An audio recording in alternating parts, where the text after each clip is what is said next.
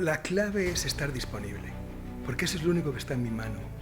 Todo lo demás ya no depende de mí.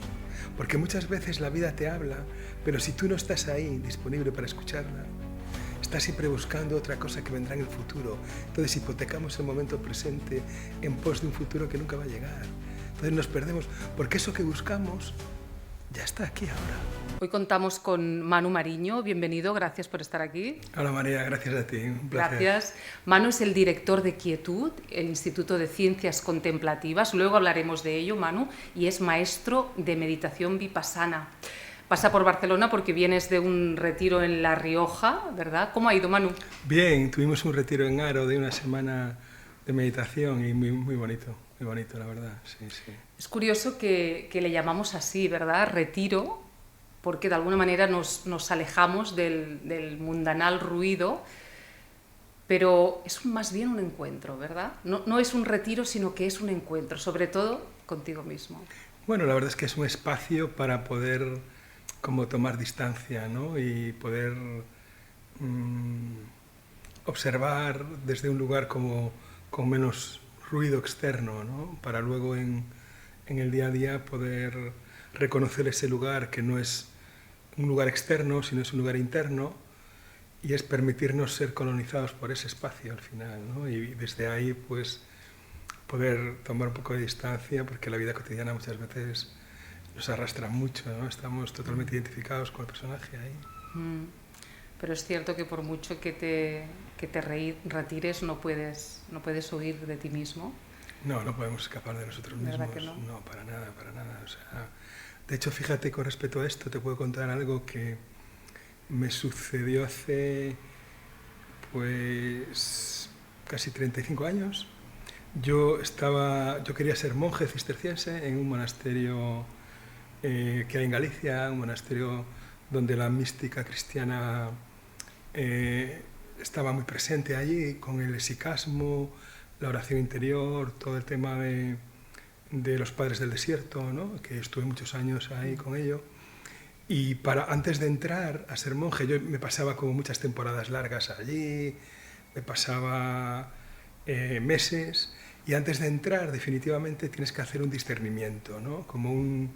En el discernimiento no decides, en el discernimiento ves claro, ¿no? La solución se da, ¿no? Entonces había acordado con el maestro de novicios de aquel momento, que ahora es el prior de allí, porque sigo muy vinculado. Habíamos acordado que iba a estar como 45 días viviendo con los monjes, haciendo su vida, es decir, levantándome a las 4 de la mañana, a las 5 vigilias, a las 7 misa, a las 9 desayuno, a las 10 trabajo, bueno, todo el proceso, ¿no? Y habíamos acordado 45 días para ver cómo iba la experiencia y discernir, ¿no? Porque ya llevaba mucho tiempo que sí, que no. Entonces, a las 2 semanas o así, me empecé a rayar mucho, ¿no? Y le dije, mira, Carlos se llama, ¿no? Carlos, yo mañana me voy porque... Y él me dice, vale, claro, tú vete cuando quieras, tú estás aquí porque quieres estar voluntariamente, si no, vete, claro, por supuesto, ¿no? Le dije, vale, pues mañana me voy a preparar todo para irme y tal. Efectivamente me fui a la habitación, preparé la maleta para volverme, y esa tarde me quedé en el coro, ¿no? Me quedé en el coro en silencio unas horas.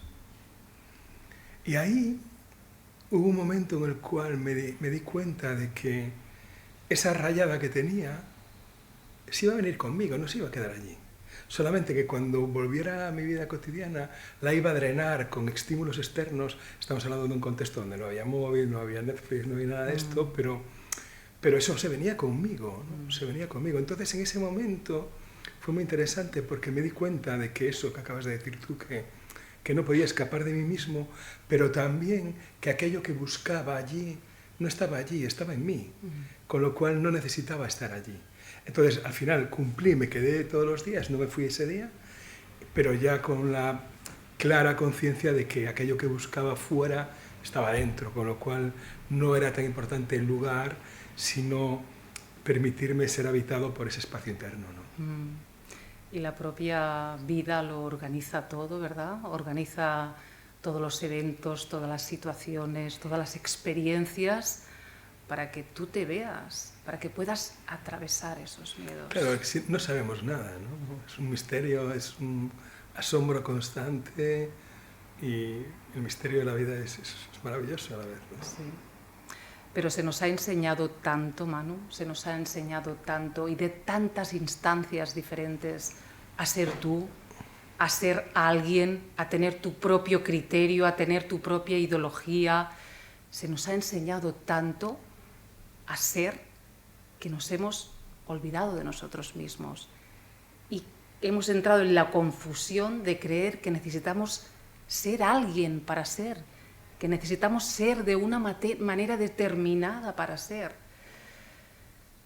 Hay que parar y hay que ver que hemos entrado en un bucle que no nos lleva ya a ningún lugar, ¿verdad? Sí, pero fíjate, María, que vivimos y vamos a vivir toda la vida en la danza entre el proceso de identificación con el personaje y la posibilidad en algunos momentos concretos de habitar el ser y estar desidentificados. Pero fíjate que en mi experiencia, aunque aparentemente no lo parezca, no es mejor una cosa que la otra.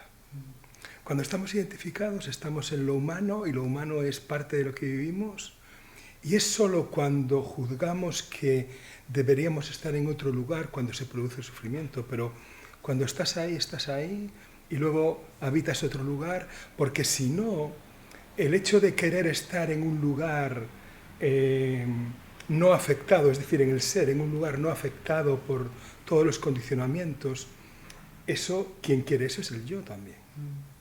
El ser le da igual. El ser no es afectado por nada, no tiene ningún tipo de atributo, con lo cual es el yo el quien no quiere todo esto que tú estás nombrando, con lo cual da igual. El tema no es estar en un lugar o en otro, el tema es que cuando eres sabedor y tomas conciencia de lo que somos, ¿no? De lo que somos, bueno, pues ya está, o sea, no, porque si no, quien quiere estar habitando ese lugar lo hace como si fuera un estado, ¿no? Y el que quiere sentarse en el trono del ser es el yo. Con lo cual, muchas veces caemos en la trampa constantemente. Sí. Hemos de estar atentos y ya está. No, y vivir cada situación plenamente, desde el nivel que la estés viviendo, ¿verdad? Claro, vivirla como estés, como puedas, porque lo de plenamente es como podamos, porque somos humanos, o sea, porque si la quieres vivir de una manera diferente a como la estás viviendo, ahí es cuando surge el sufrimiento. Porque si yo estoy plenamente, yo me paso la mayor parte del tiempo identificado, o sea, en el personaje. Pero cuando estoy en el personaje, ahí normalmente no hay sufrimiento. Cuando surge el sufrimiento es cuando estando ahí, salgo de ahí y quiero estar en otro lado. Porque cuando estoy identificado, estoy identificado. Cuando yo estoy viendo una serie en Netflix, ahí no tengo ningún conflicto. El conflicto surge cuando, saliendo de ahí, juzgo esa acción como que no debería estar ahí. Y ahí sí que añado sufrimiento. Para mí la premisa mayor es tratar de evitar todo ese sufrimiento evitable, posible. Porque hay sufrimiento que es inevitable, el dolor, o sea, envejecemos, enfermamos, morimos, inevitable, pero hay un sufrimiento generado por cómo nos relacionamos con lo que sucede. Y ahí sí que podemos hacer algo. Para mí la clave está ahí. Y no querer dejar de ser humanos y querer ser divinos, da igual, es que no importa. Porque estamos aquí como humanos, con lo cual yo quiero, si me corto, quiero que sangre. Quiero que sangre, no quiero que salga un genio de la lámpara, no, quiero que sangre, porque soy humano. Y esto es mi realidad, con lo cual ahí es donde nos jugamos todo también. O sea, para mí la espiritualidad, si no está en lo cotidiano, no está en ningún lado. Porque si está aquí, al final no es nada, ¿no? Claro.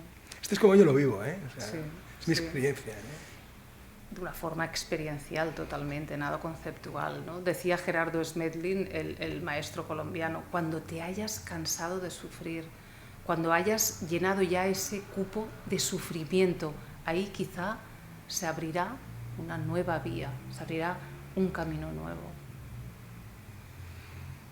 Sí, posiblemente sí. De todos modos, fíjate que yo vuelvo a lo mismo, ¿no? Vuelvo a que para mí la clave es estar disponible. estar disponible, porque eso es lo único que está en mi mano. Todo lo demás ya no depende de mí. Porque muchas veces la vida te habla, pero si tú no estás ahí disponible para escucharla, estás siempre buscando otra cosa que vendrá en el futuro. Entonces hipotecamos el momento presente en pos de un futuro que nunca va a llegar.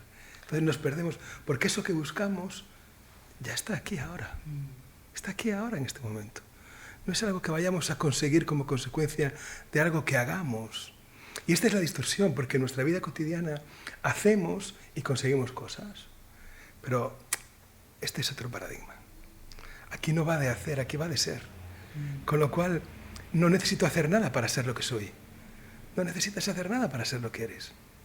Es solo como máximo no impedir lo que se exprese. Pero ¿qué pasa? Que como tenemos el patrón condicionado que habita constantemente en nosotros, está acostumbrado a hacer cosas para conseguir cosas,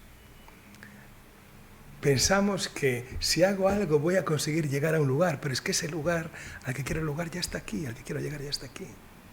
Está siempre disponible. Nada más, solo de abrirme a él y no olvidarlo. De hecho, fíjate que hay una palabra en Pali, la lengua del Buda, que es sati, que se traduce como mindfulness, y mindfulness se traduce como atención plena, pero tiene varias afecciones. Una es atención plena, pero otra, y no menos importante, por lo menos dentro de la tradición Theravada, de la que yo procedo, otra afección de mindfulness es recordar. Y recordar es recordis, volver al corazón, ¿no? Entonces, al final, lo que tenemos que hacer es solo eso, recordar, no olvidarnos de lo que ya somos, ¿no? Porque mientras estamos buscando otra cosa, nos perdemos la vida. Y además, cada nivel de conciencia es pleno en sí mismo. No echas en falta nada en cada nivel de conciencia. Cuando estás plenamente en el ego, tampoco te falta nada. No echas en falta nada, estás ahí, ¿no?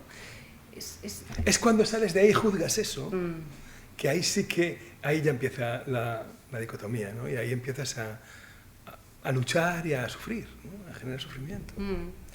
Sí, pero ese sufrimiento también es nuestro maestro interior. Es parte, claro, por supuesto. Porque si no, no te quedas ahí. Y esto es una escuela, ¿no, Manu? Claro, no, el sufrimiento es la llave, o sea, sin él no hay, es el detonante, siempre es así. Claro, claro. Porque si tienes miedo a perder algo que tú crees que has conseguido, Manu, ya lo has perdido, ¿verdad? Claro, de hecho, el sufrimiento es una de las 3 marcas de la existencia, ¿no? Anicca, o sea, impermanencia; dukkha, sufrimiento; anatta, no hay un yo, ¿no? Son las 3 marcas de la existencia dentro del budismo. Y el sufrimiento se produce porque creemos que nos relacionamos con la vida como si todo fuera permanente, siendo impermanente. Pero también dentro del camino del camino del budismo, se dice que dukkha, que es el sufrimiento, tiene una liberación, y el budismo dice que el sufrimiento se produce por la ignorancia. ¿La ignorancia de qué? La ignorancia de relacionarnos con las cosas como si fueran permanentes, la ignorancia de no darnos cuenta de que todo es impermanente, está cambiando, y precisamente por esa impermanencia no hay un yo. Porque ¿cuál es la María? Esta, la de hace unos meses, la de mañana. Cuando quiero cosificar a María y describirla, no puedo, porque no hay palabras, es inefable, es una experiencia en constante transformación. ¿Qué pasa? Que nosotros cosificamos el yo y nos relacionamos con las cosas en base al constructo que hacemos de lo que nos contamos, de lo que sucede, no con lo que sucede. Fíjate, ayer estuve con esta chica que escribió un libro que se llama Madre. Ella tiene 7 hermanos, son 7 hermanos, y ella escribió 7 capítulos, y cada capítulo hizo 15 preguntas a cada hermano de cómo era su madre. Y la madre se llama Lola, y cada madre era distinta. Ella decía, no reconozco a ninguna de estas madres. La misma madre de 7 hijos distintos, 7 hijos hablando de esa madre, y no reconocían las mismas preguntas, que si la noche de Reyes no sé qué, ¿sabes? O sea, es el constructo con el que yo me hago, esa narrativa, es con la que me relaciono. Cuando me doy cuenta de esto, algo se libera. algo se libera, porque es como un grillete, ¿no? De una cadena que dices, wow, claro, puedo ver que lo que me cuento nunca es lo que sucede. Claro, darse cuenta de la prisión donde tú misma te has enclaustrado, ¿verdad? Claro, pero es que lo hacemos así. Sí. No añade nada el juzgar eso, simplemente ser compasivos con nosotros, ¿no? Y ya, o sea, al final se añade un juicio, mira, lo tengo, porque fíjate, esto no es un acto volitivo, no es, bueno, a partir de mañana voy a dejar de hacerlo, no. Te encuentras con ello y el hecho de encontrarte dándote cuenta te está indicando dónde estás en ti. Pero cuando lo quieres hacer a través del yo, bueno, ahora voy a luchar para cambiar esta forma de relacionarme, sigue siendo el yo, sigues manteniendo vivo el personaje, aunque sea algo positivo, sigues manteniéndolo vivo. Claro, porque quiero verlo, si hay algo en mí que me da sufrimiento, que me da miedo, que toma formas de culpa, quiero verlo. Ese es el compromiso que podemos tener con nosotros mismos, Manu. Claro, pero fíjate que ¿quién quiere verlo? Al final es el personaje. Quien quiere cambiar y crear una mejor versión de sí mismo. Pero fíjate que a un nivel esto no es posible. Porque esa mejor versión ya está aquí ahora. No la voy a conseguir como consecuencia, con lo cual lo único que puedo hacer es atestiguar, darme cuenta, ir dándome cuenta.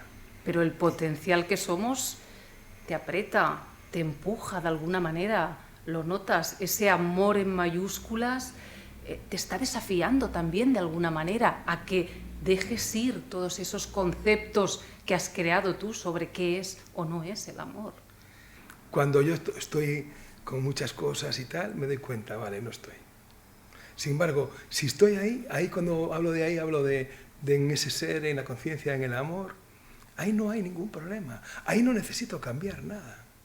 Y si yo estoy queriendo cambiar algo, es que no estoy ahí, con lo cual me está indicando dónde estoy. Y eso es lo máximo que puedo hacer. ¿Qué pasa? Que si estoy ahí, no pasa nada. No pasa nada. Al final es, cuando estando ahí, lo mismo.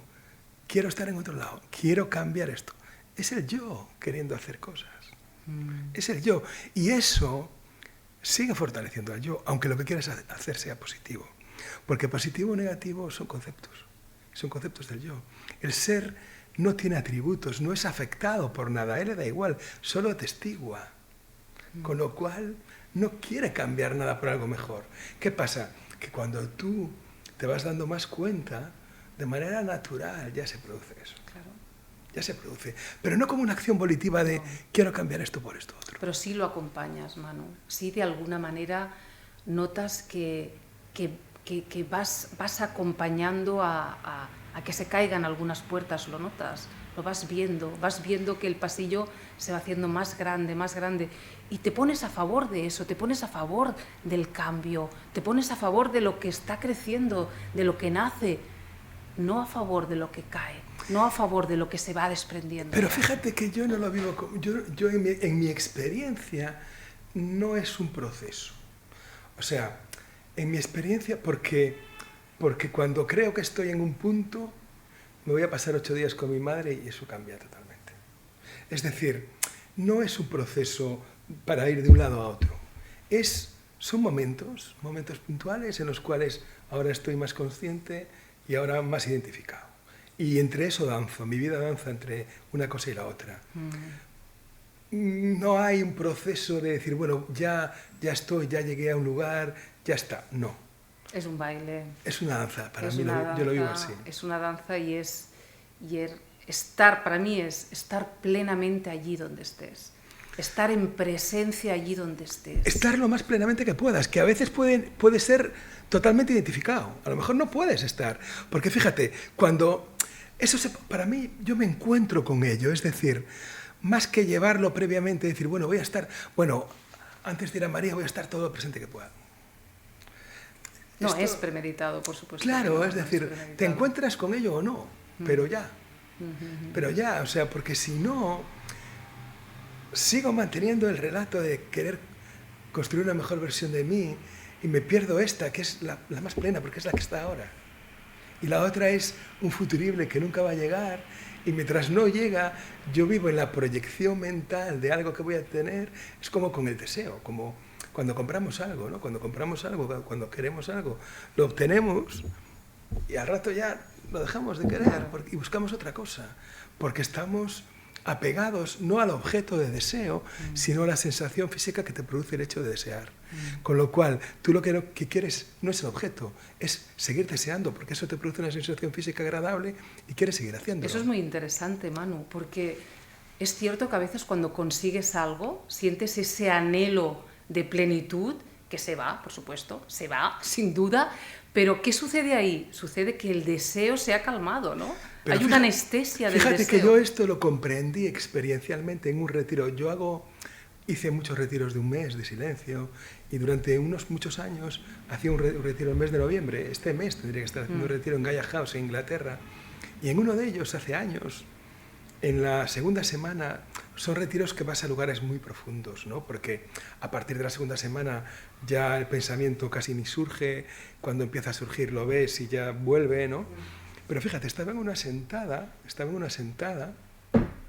y de repente dije, ostras, me di cuenta, tuve un insight con respecto a esto que hablamos, ¿no?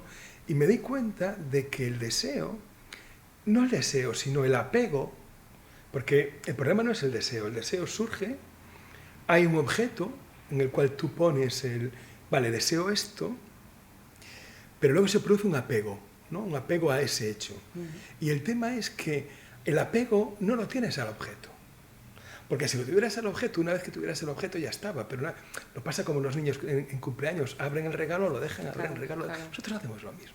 Entonces, coges lo que encargaste a Bezos, haces un poco más rico a Bezos, el de Amazon, sí. Lo recibes, lo tienes y al cabo lo dejas. ¿Por qué? Porque el apego se produce a la sensación física agradable que te genera el hecho de desear. Pero claro, eso no lo vemos. Por eso cuando tú ves eso, ¿qué pasa? Y esto para mí sí que es importante, que eres un poco más libre.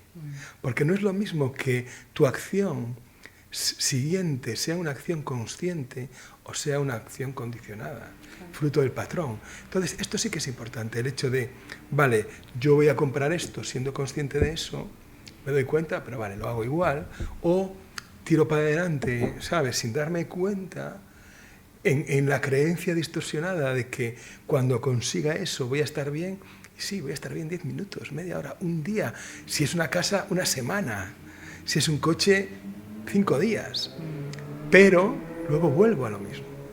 Porque el apego se produce a esa sensación, porque estamos poniendo fuera de nosotros la plenitud que está dentro. Claro, nunca es el objeto.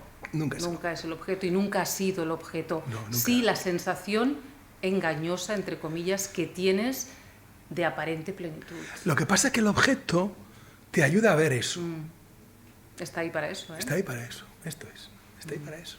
Esa es su función, esa es eso su función. Es. Manu, en 1992, ¿qué sucedió? ¿Tuviste una experiencia de no dualidad que te duró varios días? Esa experiencia fue quizás una de las más significativas, ¿no? Precisamente yo estaba en esa época con el tema del monasterio. Bueno, ya hacía un par de años que ya no, pero estaba ahí. Y bueno, sucedió algo, era un domingo por la tarde, yo estaba ahí en casa, vivía en Santiago en aquel momento, viene mi hermana, ingresan a mi padre, tal, y el médico me dice que, bueno, yo entro allí, estaba todo como muy precipitado, entro en urgencias y me pregunta el médico, estaba mi madre, mi hermana y mi cuñado, y mi madre, yo soy el mayor de 4 hermanos, entro. Y me dice el médico, ¿usted qué es de este hombre? Soy el hijo mayor, venga conmigo, ¿no? Y me lleva y me enseña una placa de tórax en el tema este que ves con la luz, ¿no? Y me enseña una bola que había allí y me dice, esto que ves aquí, mientras no se demuestre lo contrario, es un cáncer de pulmón, ¿no? Entonces, yo media hora antes estaba tomando una siesta de la resaca del sábado anterior y tal. Y dije, vale. Entonces le pregunté, me dijo, tenemos que hacer pruebas y tal, y ver. Entonces le dije, mira, él es como muy aprensivo, ¿le importa que en lugar de hacer las pruebas aquí pueda ir a casa y volver ambulatoriamente a hacerlas? Y me dijo, espera un segundo, miró y dijo, vale, pues que venga el jueves y el viernes, ¿no? Y durante esos días, que duró todo el proceso de hacer las pruebas, que al final era tuberculosis, ¿no? Yo en ese tiempo hice el ofrecimiento de que si no era cáncer, pues que me iba a hacer el Camino de Santiago, ¿no? Desde Francia lo hice. Pero lo que sucedió realmente que transformó de manera espontánea, como consecuencia de eso, mi mirada, fue que cuando pasaron esos 9 días, de repente me di cuenta, dije, ostras, pero aquello que yo llevo buscando toda la vida era esto que me estaba pasando. Porque fíjate que era un momento en el cual, tú quizás eres muy joven y no te acuerdas, pero estaban los Tusus y los Hutis, que eran dos tribus de Uganda, se mataban a machetazos, había una guerra muy cruenta, y yo veía eso en la tele, y para mí no había juicio en aquello. Era como que me di cuenta de que mi mirada había alcanzado, estaba en otro lugar, ¿no? Estaba en un lugar en el cual todo era como igual, ¿no? No había juicio. Entonces, fíjate que cuando me di cuenta de aquello que me estaba pasando, dije, ostras, esto es. Y lo quise coger, ahí se fue. Cuando lo quise agarrar, se diluyó, ¿no? Bueno, tuvo todo un tiempo, pero era como, wow, claro, no puedes agarrarte a nada, porque todo es impermanente, ¿no? Pero sí que aquel nivel de comprensión realmente me dio mucha libertad para luego, cuando volví a la identificación, ya no vuelves desde el mismo lugar, ¿no? En una ocasión le preguntaron a Nisargadatta si él, como consecuencia de su despertar, ya estaba siempre despierto, y dijo, no, en absoluto, solamente que ahora me doy cuenta antes, ¿no? Y es un poco esto. Y fue una gracia, un regalo, ¿no? Un regalo, pero que cambió tu vida por Un completo, regalo, porque cambió tu mirada, Manu. Un regalo porque además, pero fíjate, fue un regalo porque no fue consecuencia de algo que, o sea, no estuvo en mi mano, o sea, no es algo que tú hagas y te viene, fue un regalo, sí, sí. Luego hubo otros, pero aquel fue realmente significativo, sí, sí. ¿Qué significa para ti vivir en el mundo sin ser del mundo? Esta frase maravillosa de Jesús de Nazaret que nos dicen en los evangelios, vivir en el mundo sin ser del mundo. Yo no sé si vivo en el mundo sin ser del mundo, pero de alguna manera yo creo que el hecho de darte cuenta de lo que somos, porque en algún momento todo el mundo se va a dar cuenta. Lo que pasa es que el darte cuenta y tener tiempo para poder apreciar y que la conciencia se aprecie a sí misma a través de nuestra mirada, es un regalo que no tiene parangón, ¿no? Es como, yo no cambio esto por nada, ¿no? O sea, y a la vez es un regalo, ¿no? Es una gracia, es un... que en mi opinión es algo que se está ofreciendo en todo momento a todos. Lo que pasa es que no lo vemos. Porque tenemos velos, de alguna manera, tenemos como impurezas mentales que nos impiden verlo, pero el mundo, lo que es, se está expresando constantemente. O sea, yo en aquel momento pude verlo, pero no porque se me expresara en aquel momento. Se está expresando siempre, simplemente porque en aquel momento mi dial de la radio conectó con el dial. Y ya. Porque la radio está siempre emitiendo. El tema es que el dial coincida. No es que, bueno, María, verá, a partir del 4 al 8 de diciembre voy a preparar todo para ti. No, es en todo momento. Pero a veces no estamos disponibles. Por eso te digo que para mí el estar disponible es la práctica suprema. Porque lo que es se está expresando constantemente. Solo que yo a lo mejor no estoy allí cuando me lo dice. Claro. Y este es el punto. Estar disponible para la vida que se está dando a cada instante, en este momento ya es pleno, ya cabe todo aquí. ¿Qué es entonces, Manu, la meditación? ¿Hay técnicas que facilitan que yo pueda llegar a ese centramiento? Fíjate que a mí me ayudó y me ayuda, ¿no? Pero también el proceso llevo muchos años en la práctica, pero digamos que ahora estoy en un punto en el cual me doy cuenta de que cuando la quiero instrumentalizar para conseguir algo, se separa. O sea, yo lo que procuro es me siento o camino o lo que sea por el hecho mismo de hacerlo, soltando el resultado. La acción por la acción, ¿no?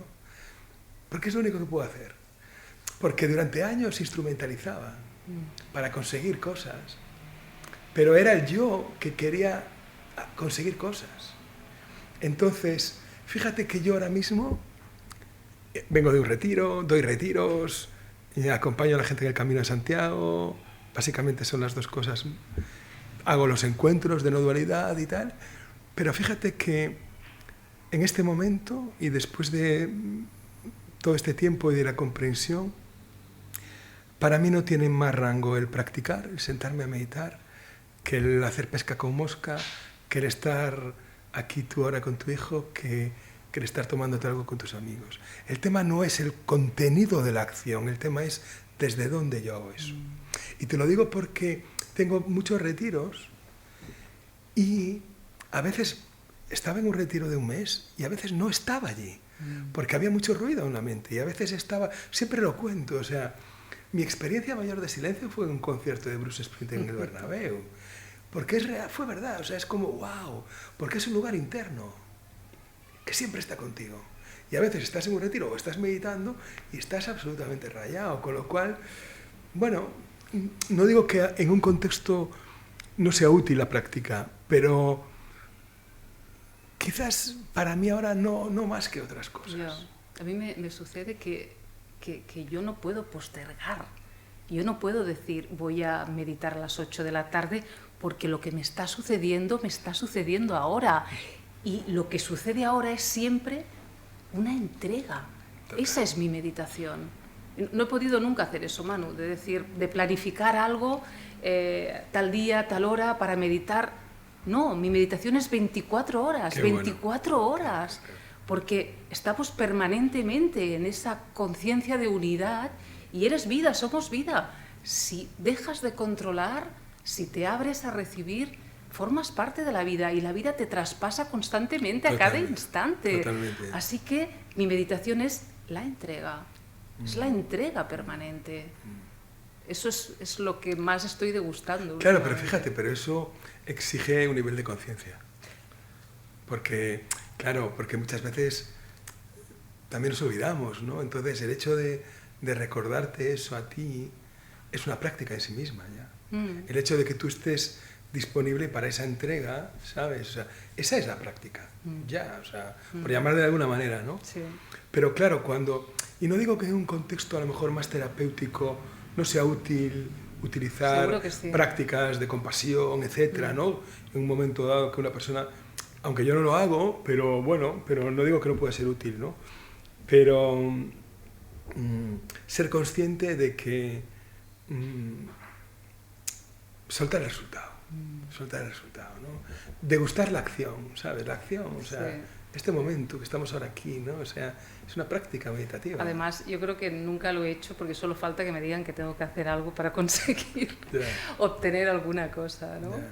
Somos así, finalmente queremos constatarlo por nosotros mismos, ¿no? Total. Que nadie te lo explique. Todo esto que hacemos, Manu, al final es... Atrévete a experimentarlo por ti mismo. Es que además nadie te lo puede explicar, claro. María, nadie te lo puede explicar, porque lo que te explican es limitado, no claro. Es la experiencia, ¿no? Es, por mucho que, o sea, tú puedes tener ahí en tu biblioteca una enciclopedia de 40 tomos sobre cómo sabe una fresa, que hasta que no te la pruebas no tienes ni idea, por muchos tomos que te claro, lo leas. Claro, o cómo bailar un vals.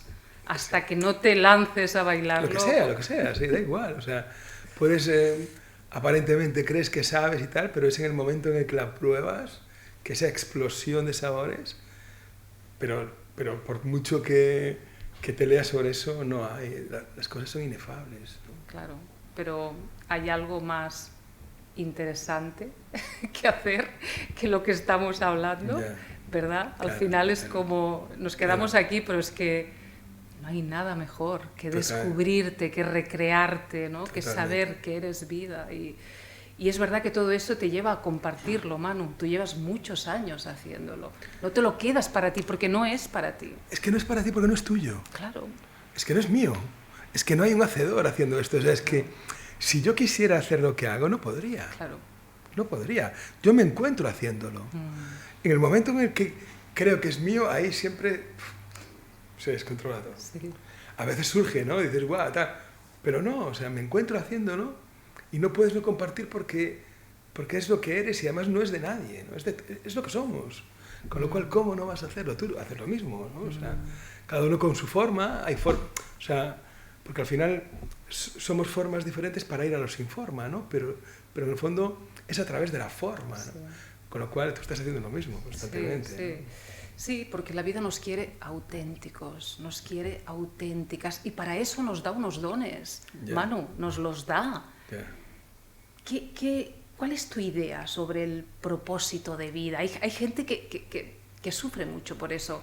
No sé cuál es mi misión de vida, no sé cuál es mi propósito, no sé si este camino que he empezado a tomar es el bueno. Fíjate, yo tengo un escrito que hice hace un tiempo sobre el sentido de la vida, ¿no?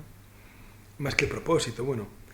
Y para mí lo realmente significativo es darnos cuenta de que el sentido se lo da a cada uno. No viene de... Porque si viniera todos tendríamos el mismo, ¿no? Entonces, el hecho de darme cuenta de que yo en una época puedo articular un sentido, en otra época otra, depende cómo vaya, o el propósito no es algo fijo, es algo que va moviéndose. Para mí es como darme cuenta de ese constructo que hago en cada momento y tal, darme cuenta de que eso no está, que es un constructo mío. Y en mi caso, yo no me relaciono, o sea, yo no tengo un propósito, o sea, en absoluto, o sea, me doy cuenta de que si en un momento creé un propósito, es un constructo, no es real, porque el ser no necesita nada, no, es el yo que sigue queriendo pues, tener un propósito, tener un sentido, pero ese es el yo, con lo cual, cuando tú estás en el ser, o cuando lo has habitado, pues ya te das cuenta de que el propósito es eso en sí mismo. Claro. ¿Sabes? El gozo que hay en sí mismo no necesita ningún tipo de adorno, no necesita ser reforzado con nada. Es la desnudez pura, es plena en sí misma, no necesita ni lisonjeos, ni nada, ya está, no hay nada más grande, porque es pura dicha, ¿no? Es pura dicha. Y no te preocupes que la acción se va a dar. Ya. La acción se va a dar por sí misma, ¿no? Dice, ¿qué propósito tienes? Pues tengo el propósito de sentir mi maestro interior en cada acción que realice, ¿verdad? En cada acción que realice. Ese es el propósito. Y no te preocupes que estamos en un plano de acción y la acción se va a dar, ¿verdad? Totalmente. Se da, ¿no? Se da constantemente, ¿verdad? Manu, el gozo de la práctica, mindfulness día a día, ¿eres coautor de ese libro? Sí, es el gozo de la presencia, porque sacamos una nueva, justo ahora, esta semana pasada, con Singlantana, sacamos una reedición y cambiamos cosas y se llama el gozo de la presencia. Sí, estoy coautor con Mita Beutel y con Claudio Araya. Es un libro que bueno, son 30 prácticas, una para cada día del mes, ¿no? De atención plena, pues bueno, cómo relacionarte con distintas formas de manera más consciente. Y bueno, sí, salió ahora y está muy, muy interesante como manual para recordarte que cualquier situación de tu vida cotidiana puede ser susceptible de estar presente a ello, ¿no? Es un poco eso, o sea, son como, pues una vez para cómo te relacionas con el teléfono, etcétera, pero bueno, fue algo que surgió de unos retiros que Claudio venía de Chile a dar con nosotros, dimos varios retiros antes de la pandemia y tal, y ahí surgió, en los retiros creábamos estas prácticas, algunas son prácticas tradicionales conocidas y otras son creadas, y a partir de ahí surgió en primer lugar el gozo de la práctica en su día y ahora el gozo de la presencia, que bueno, más o menos es muy similar pero con algún cambio y tal. Sí. ¿Qué significa y qué simboliza, Manu, para ti el Camino de Santiago? Bueno, para mí el camino es como un lugar donde puedo descansar, fíjate, aunque camine mucho, puedo descansar porque se produce sí, una serie de situaciones, ¿no? Que más allá de que cuando lo hago en silencio o no, eh, ¿A veces lo haces en total silencio? sí, lo hice en 3 ocasiones, una vez desde Oporto, otra vez desde Braga y otra vez desde Sevilla hasta Santiago, 1000 kilómetros, un mes en total silencio con un cartelito aquí y otro en la mochila que ponía Camino en silencio. Entonces lo que hacía era que cuando la gente venía a hablar conmigo, yo la premisa que tenía antes de salir, salí un día, un 1 de enero, era que iba a estar en silencio hasta no ser grosero para el otro, pero no tuve necesidad de hablar en todo el mes. Fue un mes, 32 días, la gente muy respetuosa, pero por ejemplo en los albergues y eso, cuando llegaba o cuando iba a comer a un restaurante, en lugar de hablar escribía. Y cuando tenía que pedir algo lo escribía. Entonces fue muy interesante porque fíjate, en una ocasión se dio en un albergue en un pueblo de Zamora, que había 14 peregrinos y estábamos todos cenando juntos. Y algunos estaban hablando de mí, ¿no? Y uno decía, no, es que es mudo, otro decía, es que no se habla español y tal. Entonces yo eso lo hice para comprender cómo construimos el relato y cómo nos relacionamos con el relato, ¿no? Con el constructo.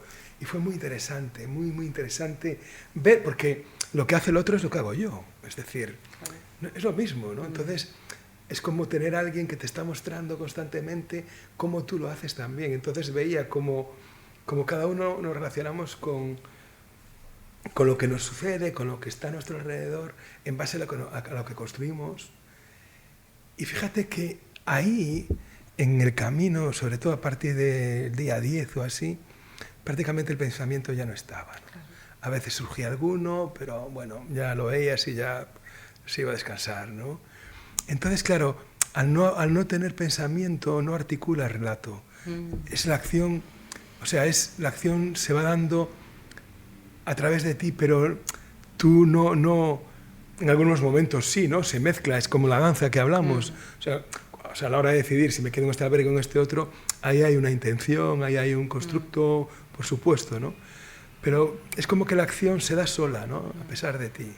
Entonces, bueno, el camino para mí tiene muchas cualidades porque estás con otros y no solo compartes cosas buenas, compartes todo, con lo cual no proyectas tanto en la otra persona, ¿no? O sea, es como que normalmente pues en las relaciones, al principio, en los retiros, proyectamos en la otra persona, pero siempre proyectamos cosas positivas generalmente, ¿no? En el camino no, porque en el camino, si tienes una ampolla que te va doliendo, pues no puedes, y estás cabreado, ¿sabes? No puedes drenar todo eso. Entonces, conoces al otro tal como es y lo amas tal como es, sin la proyección de decir, mira qué guapo, mira qué... Es como yo, es un ser como yo, que sufre como yo, que goza como yo. Entonces, y luego también practicas mucho el desapego, porque estás con esa persona o ese grupo de personas durante varios días y luego te encariñas mucho, hay una relación, un vínculo muy potente y luego se va y se va, ¿no? O sea, y se va para siempre. Y se va, con lo cual es como algo que te... Y luego también hay algo que para mí es importante y es que es una de las cosas por las que me gusta el camino versus otro tipo digamos, de trail o algo así, y es que en el camino tú vas siguiendo la flecha amarilla y no te tienes que preocupar de mapas ni nada, ¿no?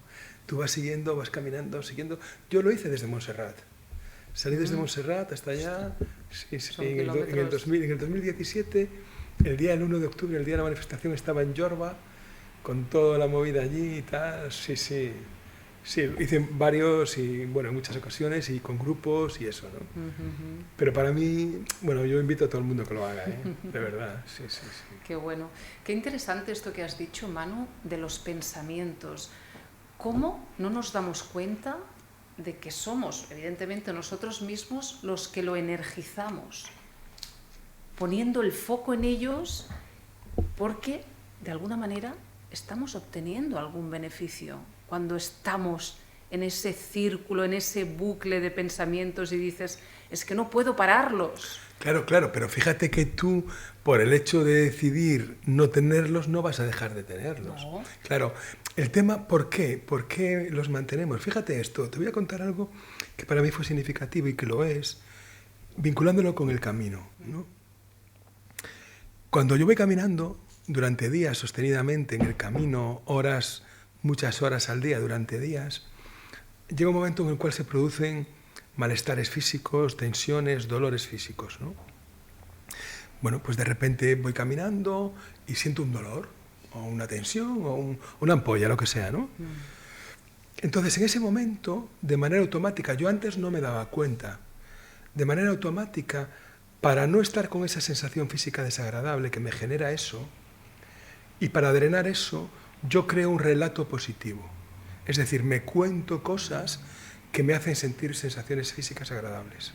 Entonces, mientras estoy contando, pues yo qué sé, pues lo de típico, ¿no? Que me toca la lotería y me veo a mí comprándome la casa y tal. Entonces, mientras estoy con eso, estoy generando sensaciones físicas agradables y dreno esa sensación y no estoy tanto con ella.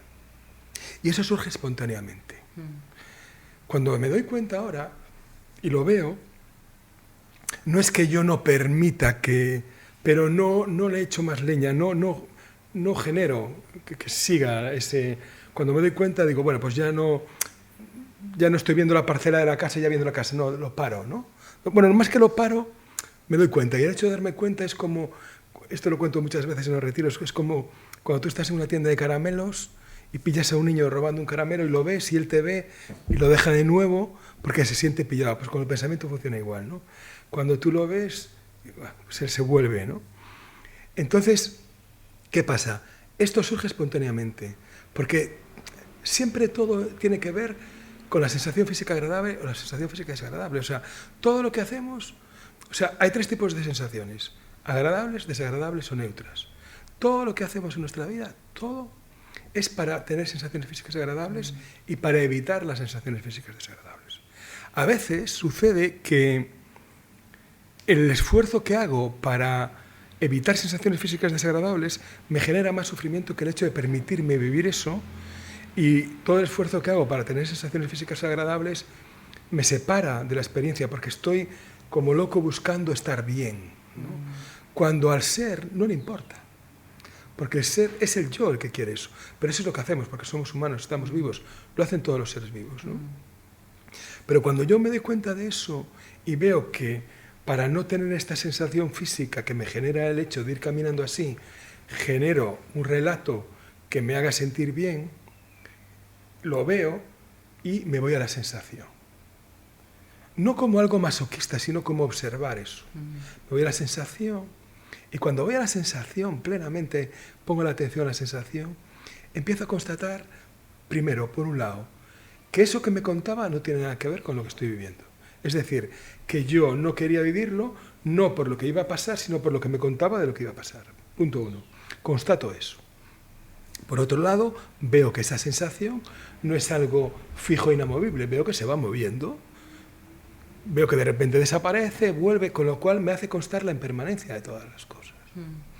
Y de repente llega un punto en que la observo y ya, y sí, vale. Y ahí me doy cuenta de cuán identificado estoy yo con todo, ¿no? Y de repente se abre algo, wow, y dices, wow, ¿sabes? Y de repente vuelvo con el relato, con la identificación, o sea, es como esa danza, ¿no? Pero todo esto es muy bonito verlo, porque te vas dando cuenta de dónde estás en cada momento, ¿sabes?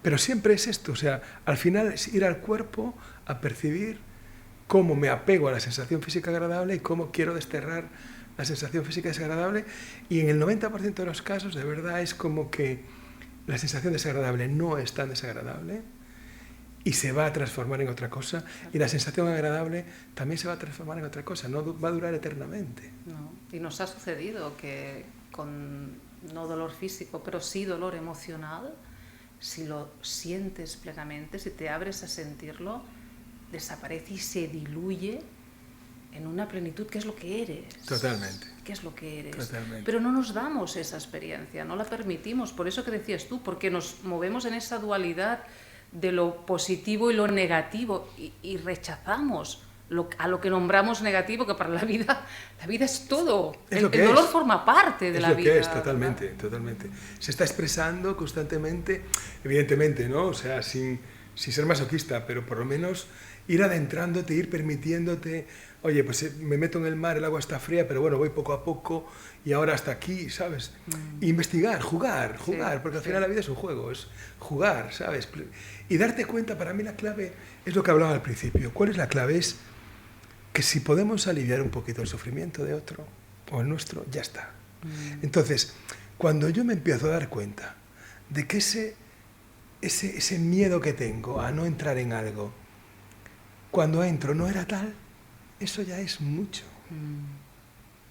Porque ahí me doy cuenta de que lo que me bloquea no es lo que pasa, es cómo me cuento lo que pasa. Y eso me libera mucho, porque empiezo a investigar con otras cosas y digo, wow, y todo esto estaba aquí. Y yo no lo veía. Siempre la vida es más amable de lo que tú puedas imaginarte. Totalmente. Siempre. Totalmente de acuerdo. Totalmente. La vida está ahí para ti. Está ahí para ti. Para tu deleite. Absolutamente, para ti. ¿Has tenido algún maestro, Manu, tú? Sí. Bueno, la verdad es que formales he tenido unos cuantos y además he tenido la gran suerte de tener vínculos muy cercanos y de vivir con ellos, de estar mucho. Se pasaba un tiempo en mi casa cuando venían a...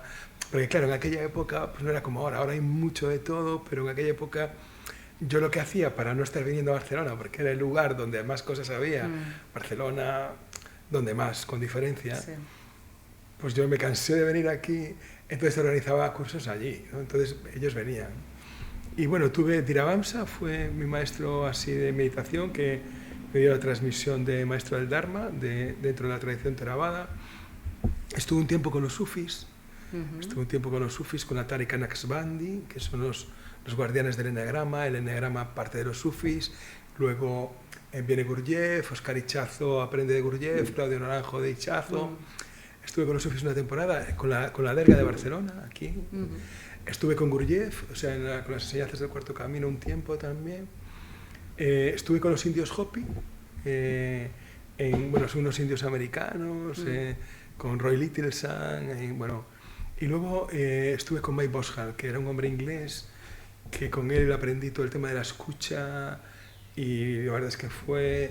Y con todos, con unos más que con otros, pero bueno, con Dhiravamsa, con Mike, y luego con Carlos, con el maestro, con el monje de Sobrao, ¿no? Del monasterio y tal. Tuve mucho vínculo de lo que hablábamos antes de no proyectar, de que acabamos el retiro y luego se pasaba mucho tiempo en mi casa, con lo cual estaba en el día a día con ellos, con lo cual no te permitía proyectar mucho y veías que también le olía la boca como tú, y eso para mí era muy rico, porque no me permitía irme muy allá, porque cuando me quería ir la realidad me traía, entonces se pasaban, eso fue muy importante para mí. Claro, la idealización, ¿verdad? La idealización que hacemos a veces de los maestros, ¿no? Eso es, ¿no? Entonces para mí eso fue importantísimo. Y bueno, ahora mismo, esos digamos que fueron los maestros como así más reglados, pero para mí cada momento es un maestro. El camino en sí mismo para mí es un maestro, y luego personas absolutamente anónimas que me dieron enseñanzas que muchos maestros no me dieron, ¿sabes? O sea, que en cada momento, cualquier situación, cualquier acción es susceptible de poder aprender de ella, de poder nutrirte de ella, ¿no? Entonces, en ese sentido yo no soy muy mitómano, ¿no? Si bien sí fue importante, sobre todo, fíjate, en todos los casos, le doy más valor a la relación personal que tenía con ellos que no a lo que me enseñaron o a lo que aprendí con ellos, porque a lo que aprendí, para mí quizás no tengan tanto más rango que lo que pude aprender con otras personas anónimas. Y la relación sí, porque la relación era como muy cercano todo, ¿no? Entonces, para mí eso era importante. Si bien sí que valoro cosas, ¿no? que aprendí, pero en el fondo, no sé, es como que esas cosas no están en tu mano, ¿no? Las vas viviendo y ya, ¿sabes? Sí. ¿Cómo vives tú ahora este momento presente tuyo, Manu? Bueno, ahora estoy en un momento así como muy rico, interesante, porque estoy como sin proyectar demasiado, además estoy ahí viviendo un duelo de una separación y tal, ¿no? Entonces es como, bueno, voy mucho día a día, momento a momento, ¿no? Sin mucha proyección.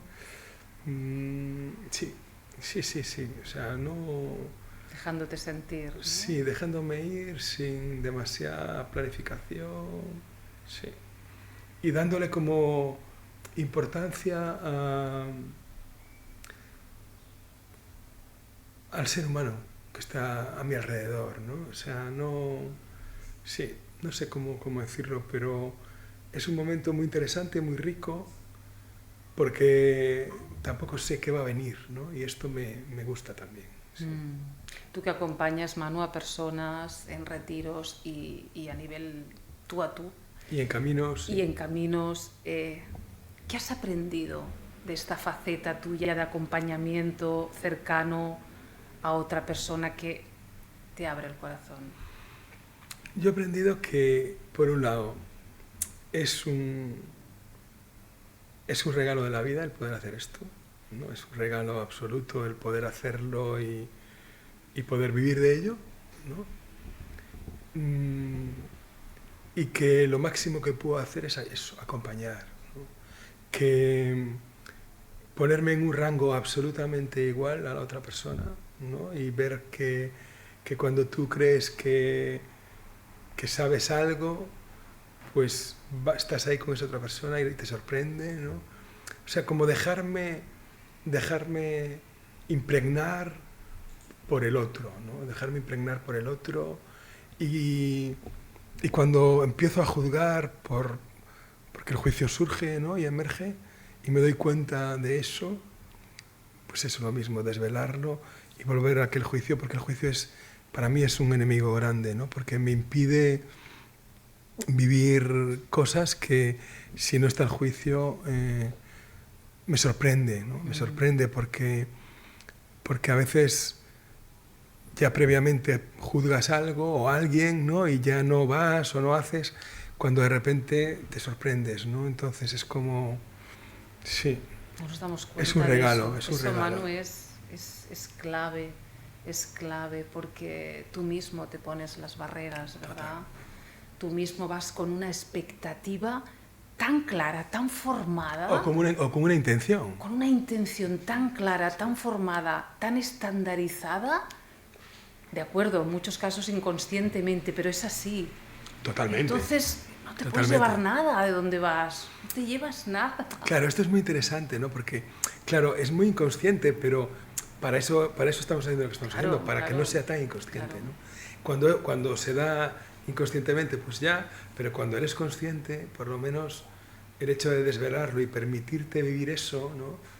Dices, wow, y ahora yo con los caminos, con los retiros y tal, es que ves que las personas que vienen, o sea, te enseñan tanto, ¿no? Te enseñan tanto que dices tú, Dios mío, a mí me pagan por esto, pero yo pagaría por esto, ¿sabes? Porque es como verdaderas joyas, ¿no? Y aparte la gente está en un momento, bueno, por lo menos en mi experiencia, porque claro, lo que hacemos, como tú también, es crear espacios seguros, ¿no?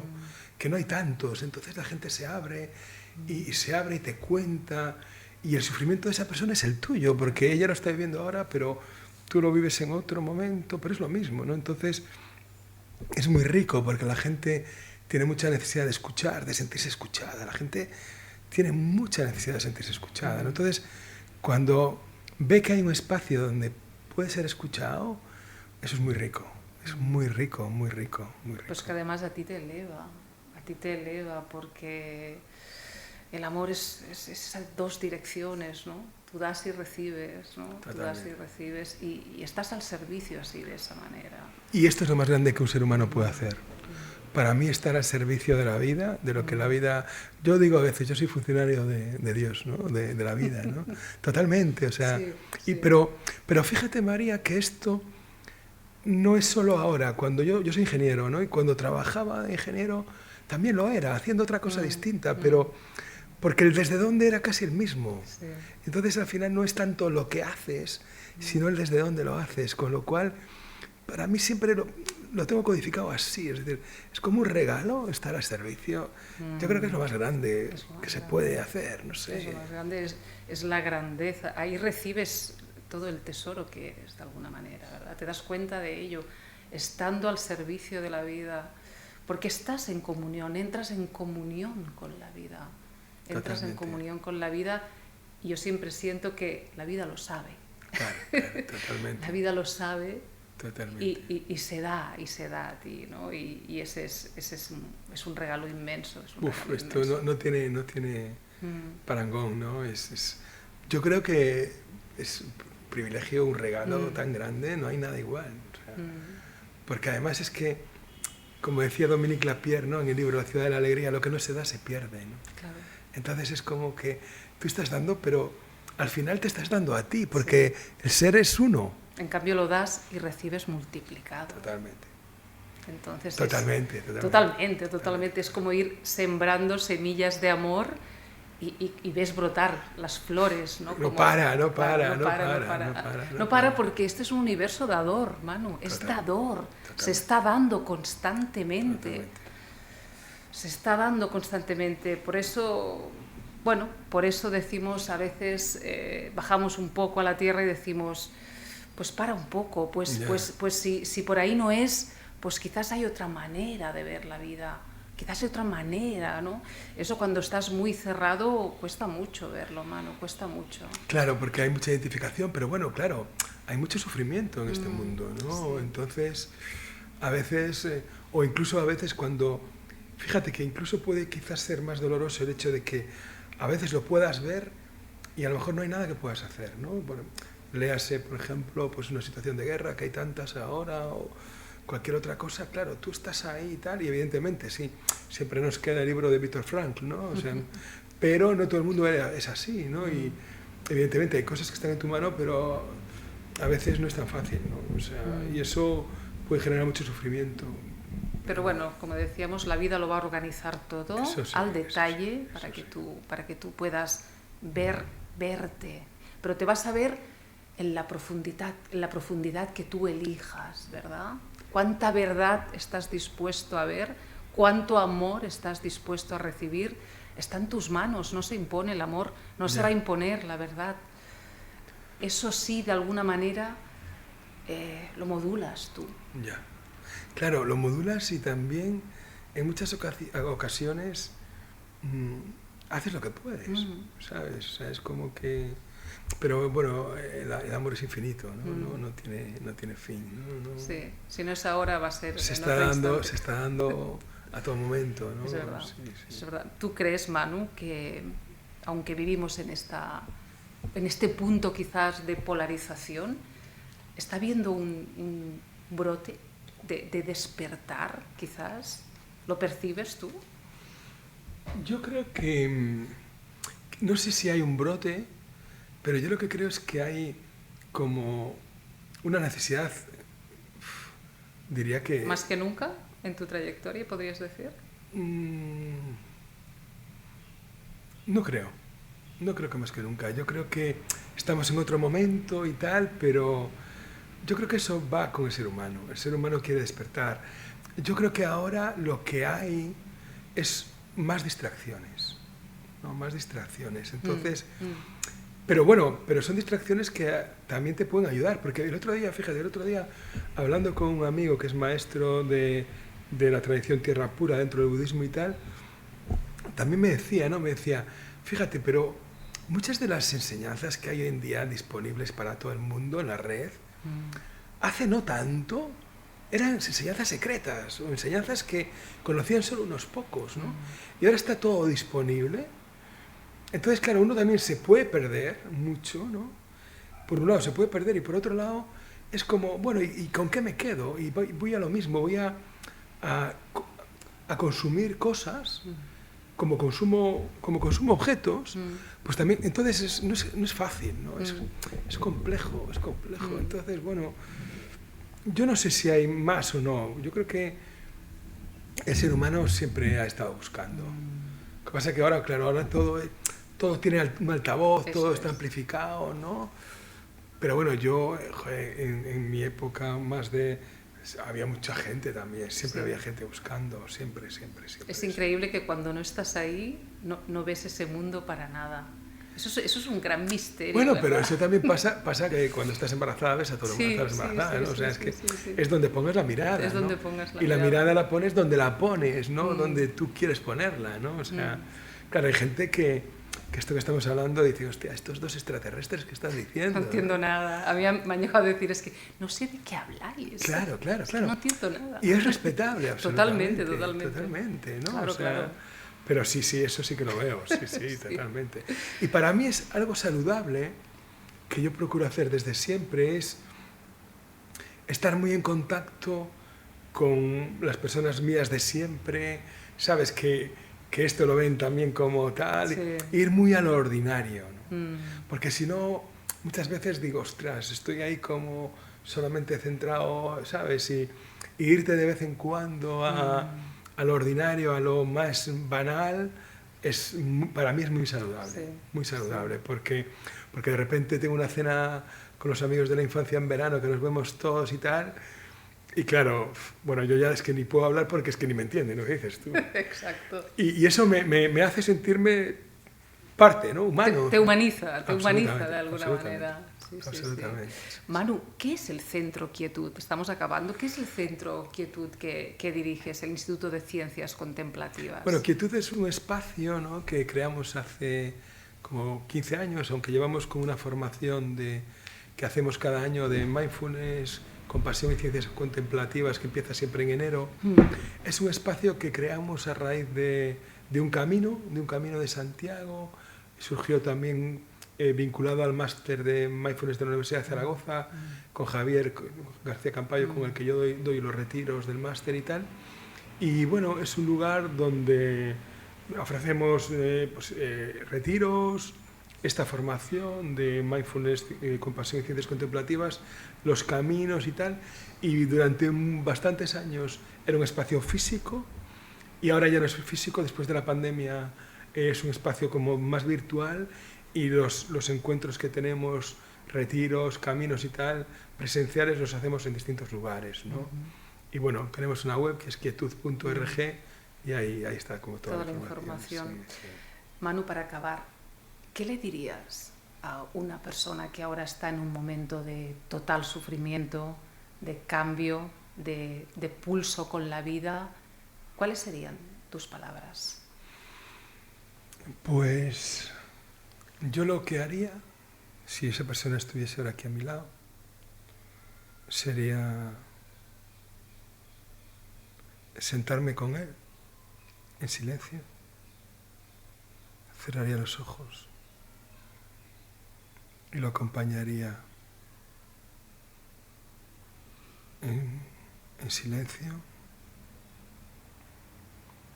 Y no sé si en ese momento concreto que estuviera la persona delante surgirían o no algunas palabras, no lo sé, pero básicamente estaría a su lado, a lo mejor sin tener una solución a su problema, pero creo que el hecho mismo de estar con él o con ella sería lo máximo que puedo hacer, porque probablemente no tendría una solución a su problema, pero sí que podría compartir un momento con esa persona. Sostener, ¿no? Sostener ese instante a su lado. Sí, compartir con él, sí. Gracias, Manu. Gracias por este instante. Gracias, María.